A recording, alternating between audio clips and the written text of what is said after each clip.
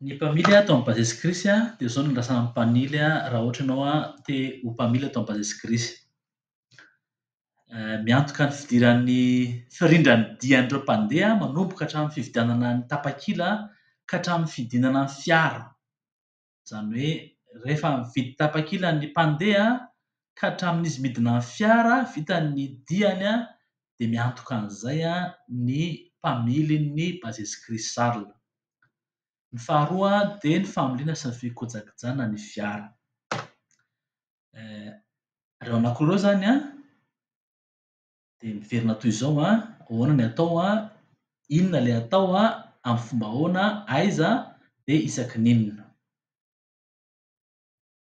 Inona ilay atao miantoka ny firindran'ny dian'ireo mpandeha manomboka amin'ny fividianan'ny tapakila ka hatramin'ny fidinany ny fiara.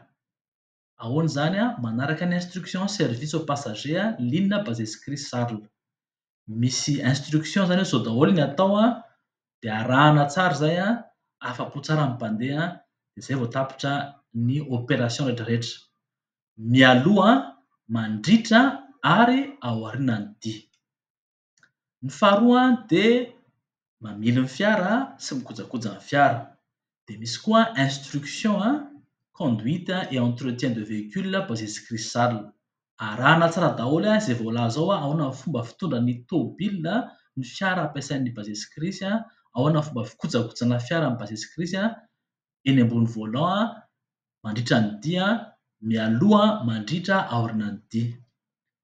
Dia toy izao izany ny ora fiasana adiny 40 dia raha zotra tsapan-drano Ambatolampy dia rehefa zoma sy alahady miditra amin'ny 2 dia mirava amin'ny 9 sasany. Rehefa alatsinainy mamboatra ny fiara, mikojakoja ny fiara dia amin'ny 8 ka hatramin'ny 9. Izany hoe raha ahoana izany ny mpamily ny zotra Ambatolampy tsapan-drano dia zoma sy alahady ianao miasa miditra amin'ny 2 mirava amin'ny 9 sasany. Dia miampy alatsinainy fikojakojana ny fiara miditra amin'ny 8 mirava amin'ny 9. Raha ny olona indray mpitondra amin'ny zotra tsapan-drano Tsinjorivo dia sabotsy ihany ianao miasa dia miditra amin'ny 9 mirava amin'ny 5. Afaka olona iray ihany ireo raha olona iray ihany izany no mpamily an'ny bazy Jésus-Christ Sarl dia miasa zoma, miasa sabotsy, miasa alahady dia miasa alatsinainy amin'ny 8 ka hatramin'ny 9. Izao kosa ny ary no takiana amin'izany raha te ho mpamily atao amin'ny bazy Jésus-Christ ianao. Niveau terminal amin'ny fahalalana, manana permis BSD fahafahana mitondra fiara izany dia zavatra tokony ho tianao na talentanao na hainao ny mandray ny mpandeha. Tsisy vola miditra raha tsisy mpandeha. Manaja ny mpandeha dia kajianao tsara ny isan'ny toerana. Tsy hoe rehefa tonga eo ilay olona dia tsisy toerana nefa izy efa mividy tapakila. Noho izany ataonao tsara ny kajy ny toerana mandroso sy ny verina.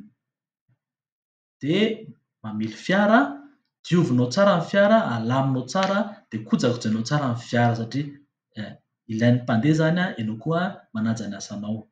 Ny traikefa moa izany raha efa nanao fitateram-bahoaka ianao, mpamily tamin'ny fitateram-bahoaka dia arak'izay mifandray amin'ny filaan'ny bazy Jésus-Christ Sarl.